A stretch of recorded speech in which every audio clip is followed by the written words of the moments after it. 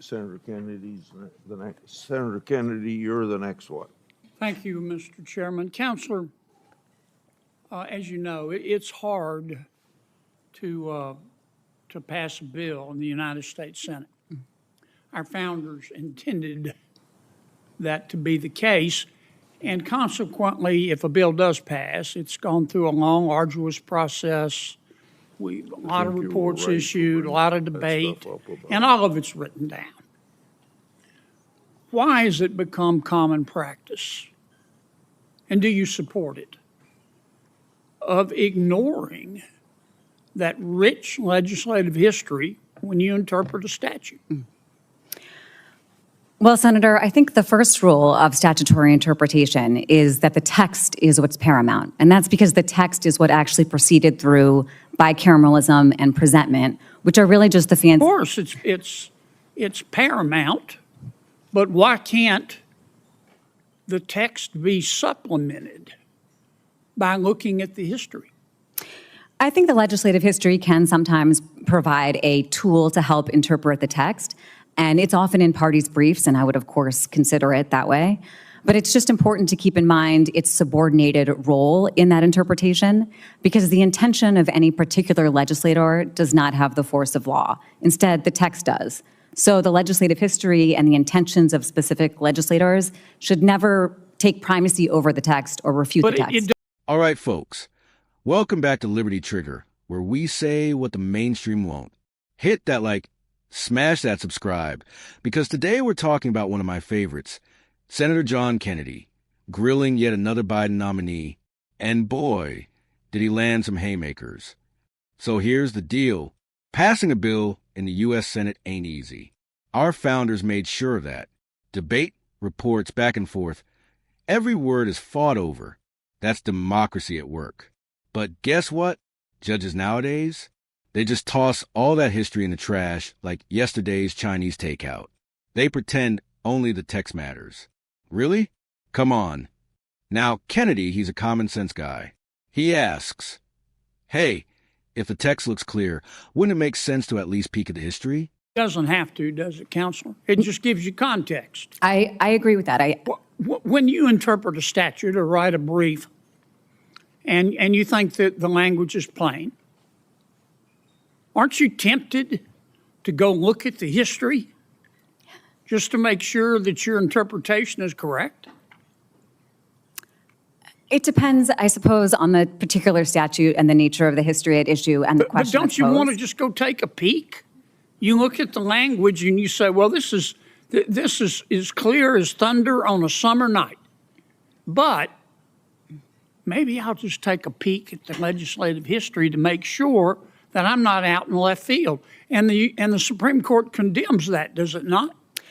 The Supreme Court does not uniformly condemn that, and there are certainly cases where, legislative history or statutory history has provided a tool. Sure they do. I mean, originalism, and I'm not saying they're wrong. Please don't misunderstand me. I'm just trying to understand your perspective. Originalism and textualism is accepted even by the left of center justices. And I've read opinion after opinion, lower courts as well, where they say, well, legislative history, we can't rely on it. Legislative history cannot be relied upon to trump the language of a statute. And so when the language of a statute really is that clear, Senator, there's not that much, and it bears directly on the question before the court. Well, let me ask you something. Does the Supreme Court sanction looking to the Federalist Papers and interpreting the Constitution? Yes.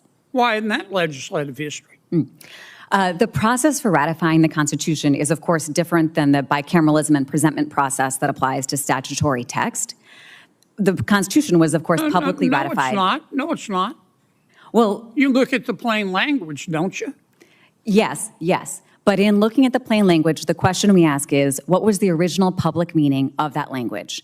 And in the case of the Constitution, the original public meaning is elucidated by the debates surrounding its ratification. And those debates are really captured in the Federalist Papers, the Anti-Federalist Papers, the ratification debates, the notes from the Constitutional Convention, documents like that. So those documents can bear directly on the constitutional text in a way that is more legitimate necessarily than the, statement of an individual legislator would be vis-a-vis a statute. Well, then when we interpret the United States Constitution, and I agree with you, that's the case.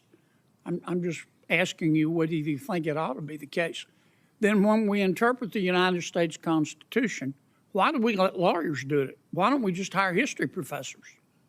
The history that judges are looking to in interpreting the Constitution and other statutes is primarily legal history. It's not something like, a biography of George Washington. It's instead things like statutes or, debates about statutes, the Federalist Papers.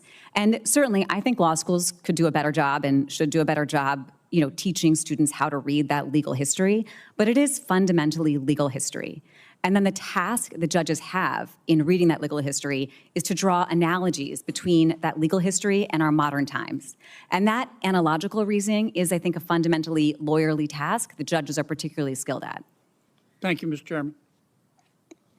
Just to make sure you're not out in left field? Like, what harm does it do? It's like reading the instructions before you put the grill together. But these judges? Nah. They'd rather wing it, then wonder why the propane tank exploded. Then Kennedy hits them with the Constitution question.